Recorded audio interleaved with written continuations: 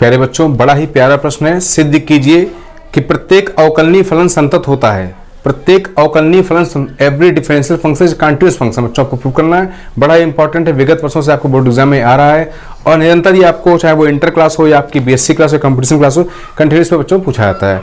और साथ में दिया गया फलन एफ ऑफ एक्स, स्क्रीन पर बच्चों क्वेश्चन आपको दिख रहा होगा continue, f of x is equal to mod of x plus 2।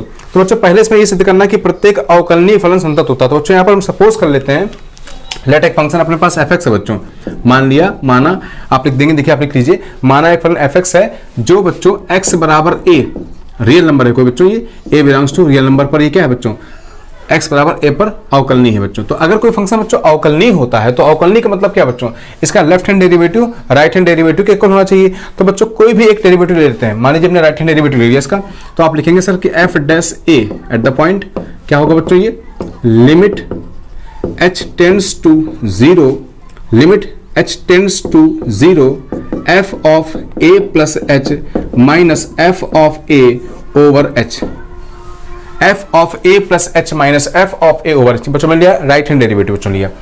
तो बच्चों ध्यान दीजिए, इस प्रकार से हम सकते हैं। अब इसके बाद बच्चों लोग क्या करेंगे, इसको प्रूव करने के लिए हम एक बात ये लिख सकते हैं बच्चों, ध्यान दीजिए समझिए। हम ऐसा लिख सकते हैं क्या, हम ऐसा क्या लिख सकते हैं बच्चों, दाई क्या मैं ऐसा लिख सकता हूं कि f of a plus h, बहुत ध्यान से बच्चों, minus f of a, very good.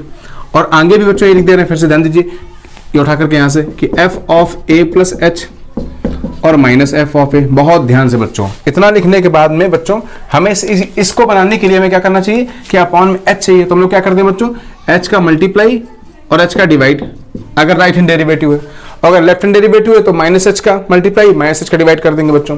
अब बच्चों ये बनाने के लिए हमें क्या चाहिए, लिमिटिंग चाहिए। तो हमने क्या, taking limit h tends to 0 on both side, दोनों पक्षों में लिमिट ये ले लेने पड़ा। तो बच्चों देखिए लिमिट लेते हैं यहाँ पर, देखिए लिमिट को एल लिख देंगे शॉर्ट फॉर्म में। तो limiting value h tends to 0 f of a plus h minus f of a। बच्चों इधर भी ले लेंगे, तो limiting value h tends to 0 f of a plus h बच्चों minus f of a over h बच्चों, और इसको लिमिट अलग कर देते हैं बच्चों यहाँ से। तो limiting value h tends to 0 of h, दोनों पक्षों में लिमिट ले लिया बच्चों। तो बच्चों ध्यान दीजिए, इसको हम ऐसे एकदम फ्री कर देते हैं, limiting value h tends to 0 f of a plus h minus f of a।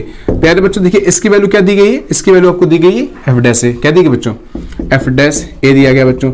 और बच्चों लिमिट h टेंड्स टू 0 पर h की वैल्यू क्या हो जाएगी बच्चों, 0 हो जाएगी। तो ये पद क्या हो जाएगा बच्चों, 0, और इसको कर देंगे साइड चेंज बच्चों, बहुत ध्यान से देखिए।